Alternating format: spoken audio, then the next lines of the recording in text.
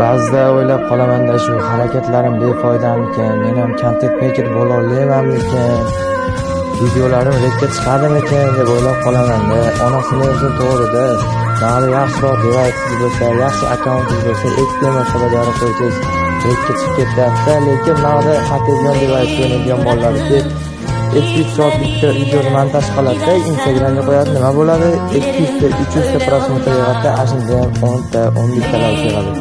Onasi esa ashi 200 ta, 300 ta ko'rgan odam bittadan like bossa ham ashi bo'lar rekka chiqadi. Lekin nimagadir odamlar hasad qiladimi, nima qiladi, like bosib kelmoqda. Agar videoni chekib ko'rgan bo'lsangiz, obuna bosib qo'ying. Balki siz bosgan obunani deb men ham rekka chiqib ketaman.